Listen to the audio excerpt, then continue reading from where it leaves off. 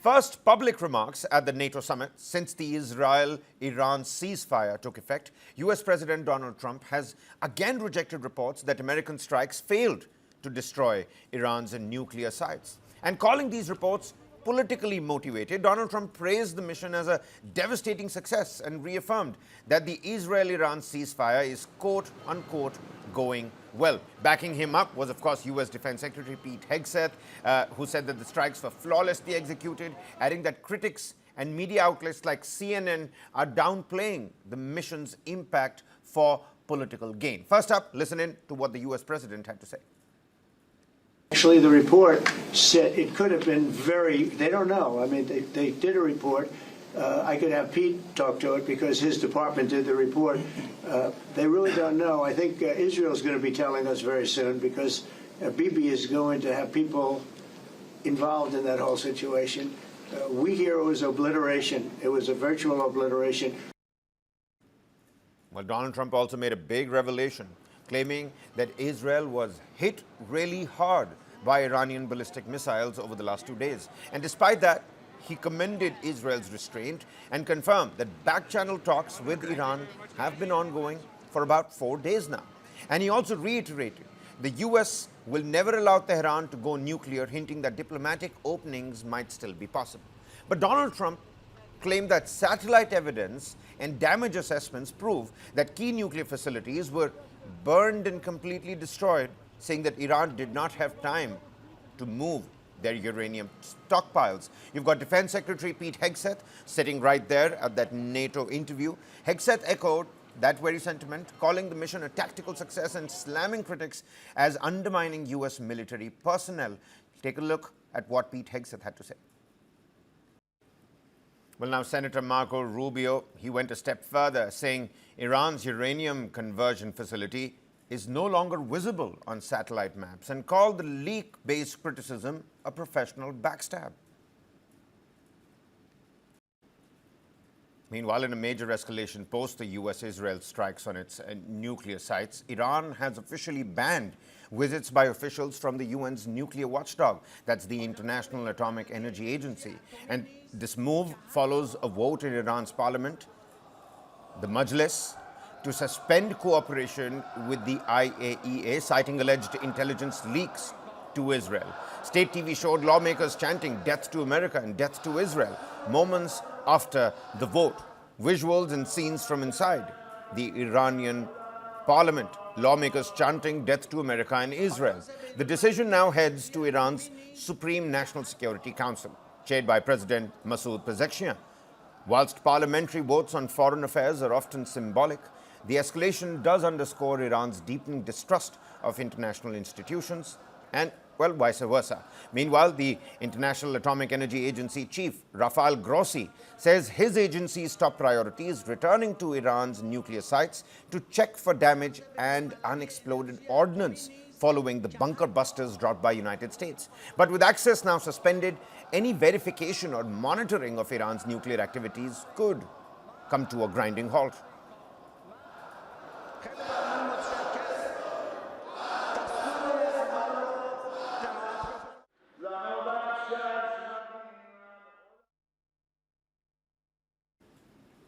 But then again, whilst we're talking about the assessment of damage, a preliminary U.S. intelligence assessment has determined that U.S. strikes over the weekend on the Iranian nuclear facilities have set back Tehran's program by only a matter of months. Donald Trump at the NATO summit saying that, well, it's been pushed back by a long, long time, but this detailed report tells us otherwise. Have a look.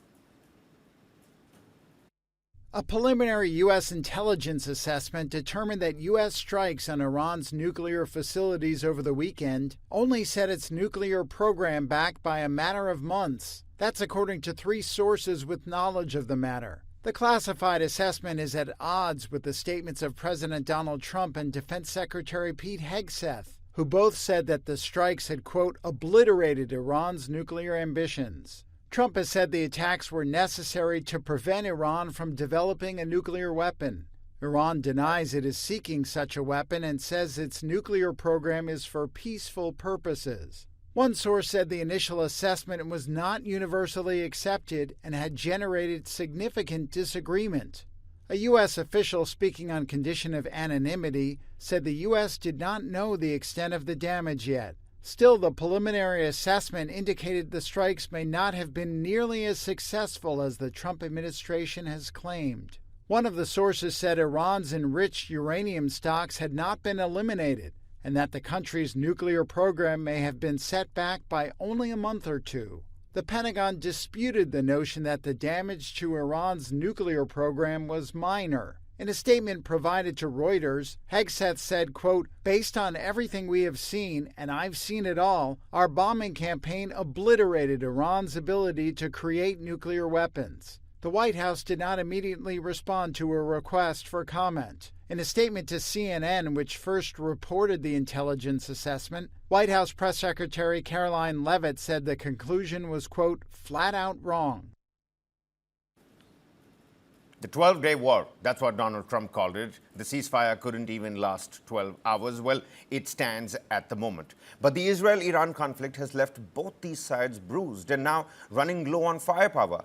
After 12 intense days of aerial strikes, sabotage operations, and missile exchanges, Israel's military is reportedly facing a severe shortage of key weapons, especially interceptor missiles and munitions. According to 3 U.S. officials, Israel and the United States together have exhausted nearly 20 years' worth of interceptor missile stockpiles in just under 2 weeks. Meanwhile, tensions are brewing between U.S. President Donald Trump and Israeli PM Benjamin Netanyahu. Despite several warnings by Trump to exercise restraint, Israel had earlier defied that ceasefire and carried out strikes over Iran's radar systems before Donald Trump had to take to Truth Social to tell the world how the planes are just going to be mimicking a plane wave and coming back.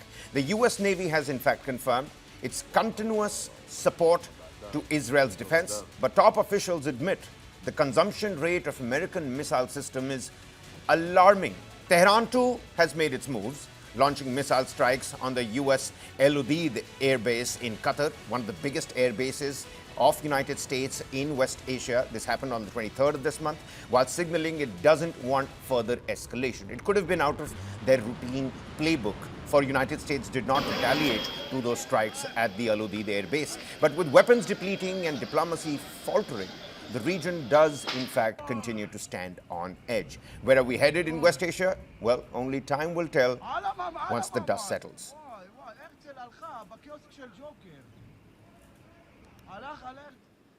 Indians are also there and in Iran. Only yesterday, the Ministry of External Affairs put out that statement that now that ceasefire was in place, Operation Sindhu could have been reeled back a little bit. But in that significant development, under Operation Sindhu, 224 Indian nationals safely repatriated from Israel today aboard an Indian Air Force aircraft. Minister of State Shobha Karandlaje personally welcomed the evacuees at Delhi's Palam Airport. And with this latest batch, visuals on your screens, the total number of Indians brought back from the conflict-affected region has risen to 818 from Israel alone under Operation Sindhu.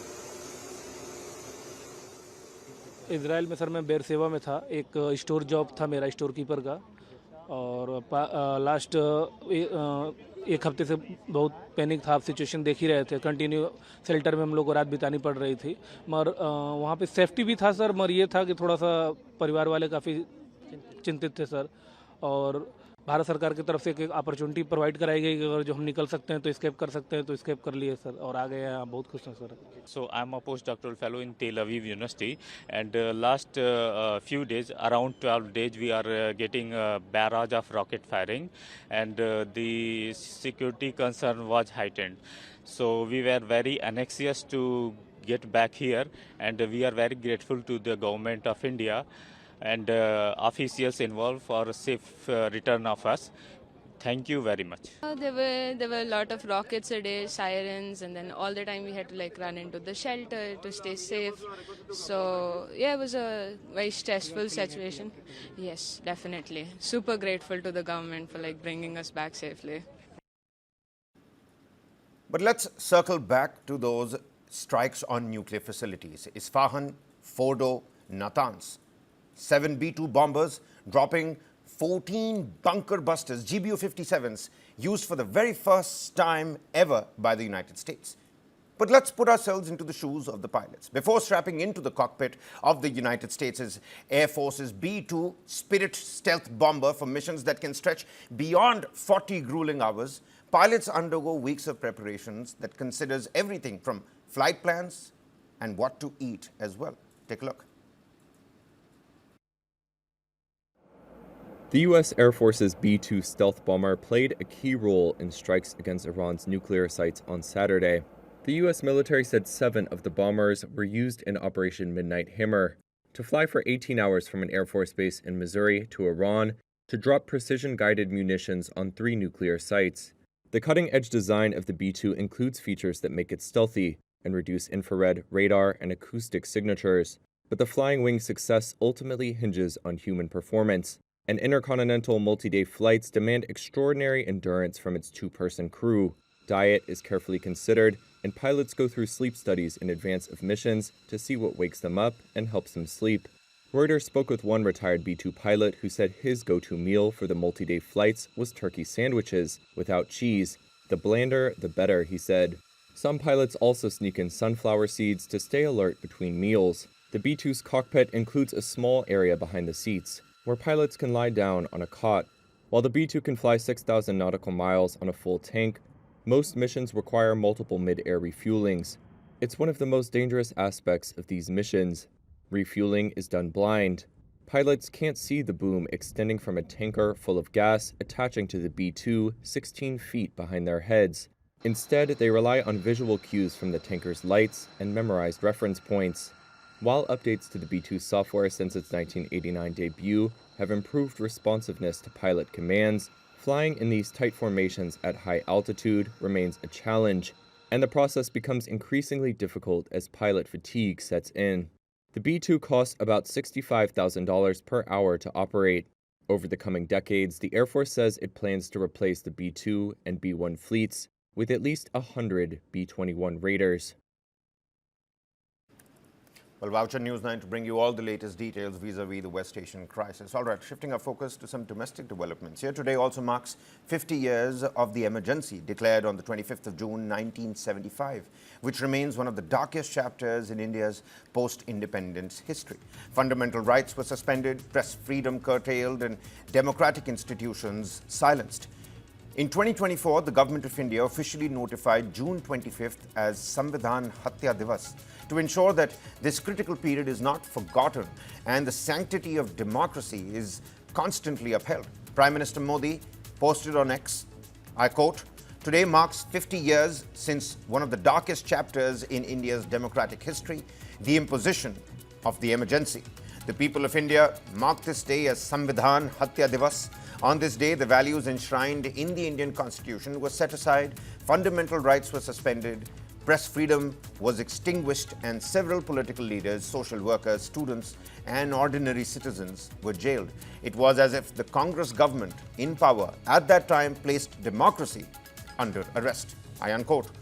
Now, the day will also see the release of the book Emergency Diaries by the Union Home Minister. It features the compelling role that Prime Minister Modi, then a young RSS pracharak, played against tyranny in the fight against the emergency.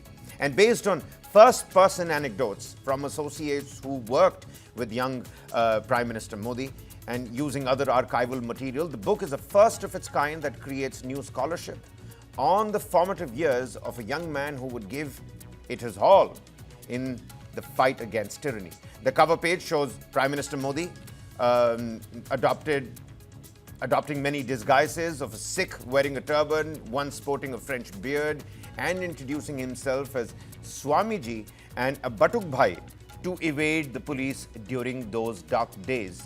The book paints a vivid picture of Narendra Modi fighting for the ideals of democracy and how he has worked all his life to preserve and promote it. Across the country and in the national capital, Delhi, special functions to mark the solemn occasion are also going to be held during the day.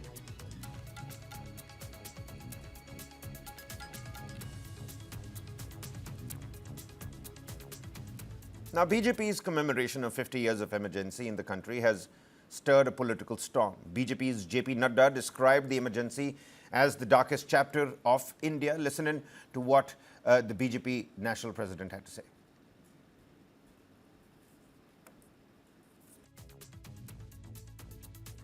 पच्चीस जून 1975 की आधी रात को तत्कालीन प्रधानमंत्री इंदिरा गांधी ने आंतरिक अशांति का बहाना बनाकर भारत पर आपातकाल थोप दिया था और देश के संविधान की हत्या कर दी थी। 50 वर्ष बाद भी कांग्रेस उसी मानसिकता के साथ जी रही है। उसकी नीयत आज भी वैसी ही तानाशाही वाली है। मैं आज इस अवसर पर देश के आपातकाल अभिशाप से मुक्ति के यज्ञ में अपनी जान की बाजी लगाने वाले लोकतंत्र के सच्चे सिपाहियों को आज अपनी ओर से और भारतीय जनता पार्टी के करोड़ों करोड़ कार्यकर्ताओं की ओर से श्रद्धांजलि देता हूं।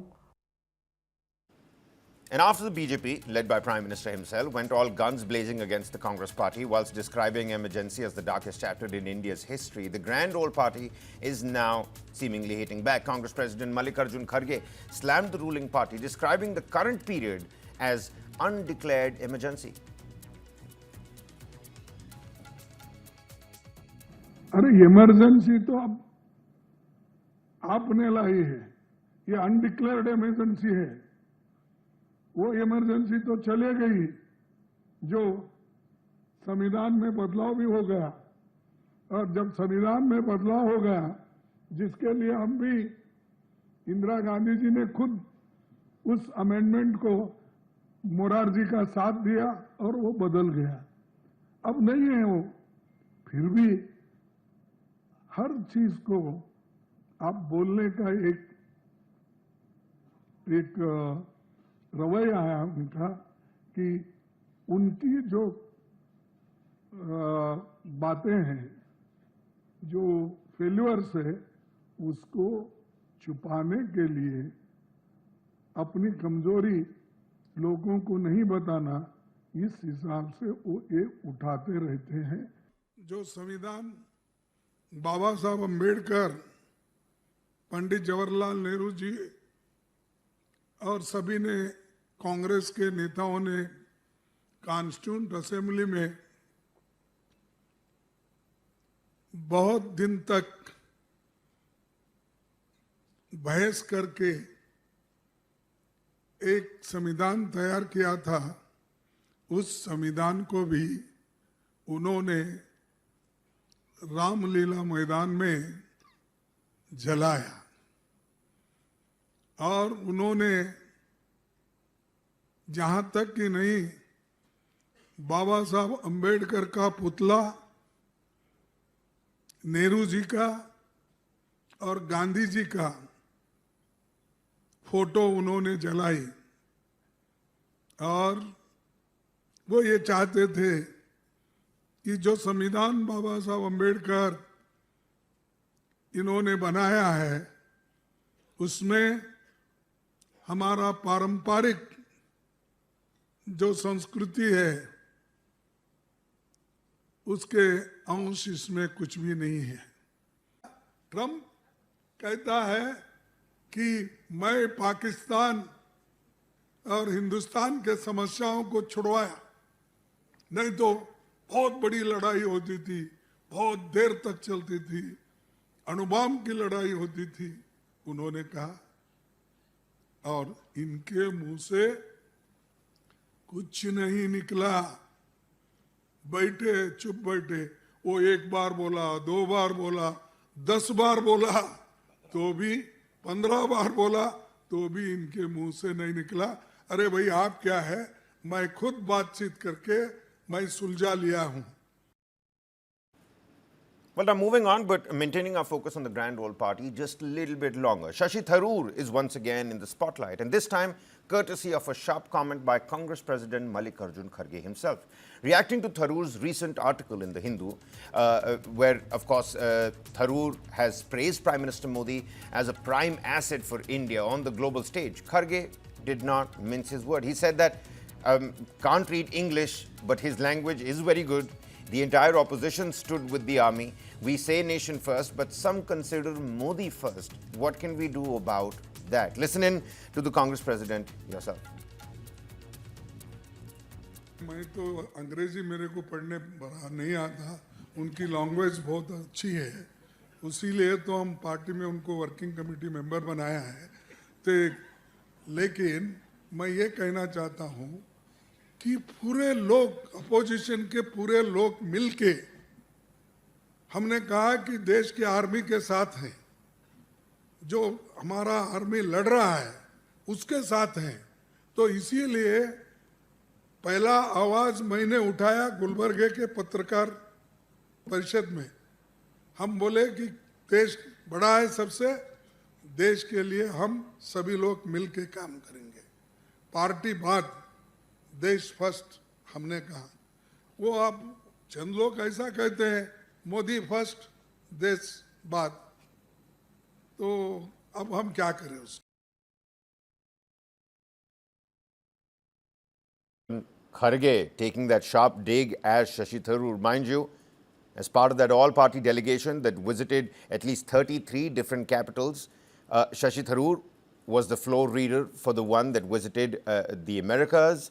And even then, this was a little bit of a sour flashpoint for the Congress party. Internal bickerings over Shashi Tharoor's name, firstly not suggested by the grand old party, and then later Shashi Tharoor going all in, saying that when we're out on the international stage, we're representing the country, not a particular party. But politics on Shashi Tharoor, for some, Modi is first. Well, my colleague Kumar Vikrant joins us on the broadcast here. Kumar Vikrant, किस तरह से आप दर्शकों की इस समय सहायता कर सकते हैं? कांग्रेस के अंदर ही इंटरनल बिकरिंग की खबर अब सामने बाहर आ रही है। ये देखिए, कांग्रेस पार्टी और शशि थरूर के बीच जो दूरियां हैं वो काफी बढ़ती हुई दिख रही हैं। शशि थरूर जब डेलीगेशन का हिस्सा बन के ऑपरेशन सिंदूर के बारे में दुनिया भर को बताने बाहर गए थे तमाम देशों में, तब से लेकर लगातार वो प्रधानमंत्री मोदी की तारीफ करते हैं। हाल में उन्होंने एक आर्टिकल भी लिखा जिसमें उन्होंने प्रधानमंत्री को, मोदी को एसेट बताया, जिसके बाद हालांकि कांग्रेस पार्टी ने यह तय किया है कि थरूर अपनी एक लाइन ले रहे हैं, उनको उनके हाल पर छोड़ना ही बेहतर है। और आज जब कांग्रेस अध्यक्ष खड़गे से पूछा गया कि लगातार वो प्रधानमंत्री की तारीफ कर रहे हैं ऑपरेशन सिंदूर को लेकर, जबकि आप लोग पीएम को क्रिटिसाइज कर रहे हैं ट्रंप का हवाला देकर, तो उन्होंने कहा कि जो ऐसा कर रहा है आप उनसे पूछिए, हमारी पार्टी है, हमारी पार्टी की जो लाइन है वो मैंने आपको बता दी है। थरूर पर एक्शन लेने की जब बात पूछी गई तो खड़गे ने कहा कि हम कोई डरते नहीं है, हमारी पार्टी में 34 सीडब्ल्यूसी के मेंबर हैं, एक वो भी हैं। उन्होंने अंग्रेजी में क्या कहा है, उनकी अंग्रेजी बेहतर है, उन्होंने अंग्रेजी अच्छी बोलते हैं, इसलिए हमने उनको सीडब्ल्यूसी में रखा है। तो कुल मिलाकर ना कांग्रेस पार्टी थरूर पर कोई कार्रवाई करने की बात कर रही है, ना उनके बयानों को तवज्जो दे रही है। आप कह सकते हैं थरूर ने अगर अपनी एक लाइन लेंथ तय कर ली है, तो वैसे ही कांग्रेस पार्टी ने भी तय कर लिया है कि थरूर के मामले में एक तरीके से कांग्रेस पार्टी ने उनको उनके हाल पे छोड़ दिया है। अब थरूर को अपना भविष्य तय करना है कि वो किस ओर आगे बढ़ना चाहते हैं। Well, absolutely. Kumar Vikrant bringing us the latest details. News9's input editor Bridesh Pande also joins us from the newsroom here. Bridesh, I was trying to, look at Shashi Tharoor's own Twitter page. Mallikarjun Kharge himself said that, he uses such good language, such good use of, English vocabulary. There's a picture that Shashi Tharoor has put out. It says, "Don't ask permission to fly. The wings are yours and the sky belongs to no one." I'm not trying to read too much into these lines, but Mallikarjun Kharge himself doesn't mince any words, says, for some, Prime Minister Modi is first. Well, I think, one thing is very clear, that the relationship between Congress and Shashi Tharoor is getting deteriorated by the day. And, one of the thing is that the Congress was not very happy with the fact that Shashi Tharoor's name was not given in the official list which was given by Congress party to the government. But yet Shashi Tharoor was included, and the way Shashi Tharoor talked about government diplomacy, the way he praised Modi government, it did not settle well with the Congress party. More than that, if you remember, there was a massive controversy over the statement of Shashi Tharoor, where he talked about how for the first time he's seeing such a tough response from the government to Pakistan. This was not taken kindly by Congress party, and many retaliated than what was 1971. So it's very clear that, the situation is deteriorating. But on the same line, the Congress does not want to make a martyr out of Shashi Tharoor. And that is the reason, as our colleague Kumar Vikrant was talking about, the Congress is taking pot shot and jibes at Shashi Tharoor, are trying to, what they may say, exposing Shashi Tharoor's Tharoor's hidden agenda, but they do not want to go for the final kill, which is expelling Shashi Tharoor from party, because the party, there's a section in the party which feels that if we do this, then we will be making a martyr out of Shashi Tharoor, and this is something which nobody wants to do at this given point of time. So I think this love-hate relationship will continue for some time till, you know, one of the side decides to breach the honor code, and you know, we'll have to wait and watch out for that. But Bridesh, I think we are sort of reaching that crescendo now, aren't we? Don't ask permission to fly. The wings are yours. The sky belongs to no one. You should soar. And we're constantly looking at this love-hate relationship with the Congress not going in for the kill, at least as of now, but this constant cornering and pushing. Maybe they've pushed, Shashi Tharoor, one step too far. Well, I think, you know, if you look at the fact that in the last 3-4 years, you know, the relationship had already deteriorated. And most importantly, I think what the Congress would not want to do at this point of time is to make Shashi Tharoor a martyr. They would want to push Shashi Tharoor to a point of no return where Shashi Tharoor takes the decision. And if Shashi Tharoor decides to resign from Congress, then, you know, then the Congress can stay in the narrative war saying that, you know, we have told you before that, you know, for some people, which is like the Congress party, the country is first, for some prime minister is first. Then it gives the Congress the handle to beat Shashi Tharoor with. But if the Congress expels Shashi Tharoor right now, you know, irrespective of what the party claims, they will be on the stickier wicket as far as the narrative war is concerned. Many will say that, you know, that the reason why Shashi Tharoor was kicked out of the party was because he was not towing the Congress line as far as the honor of the country is concerned. This is one trap which the Congress wants to avoid at all costs, and this is the reason why, you know, they will keep on taking a pot shot, and they would hope that if a decision has to be taken, that decision should come from Shashi Tharoor and not the Congress party.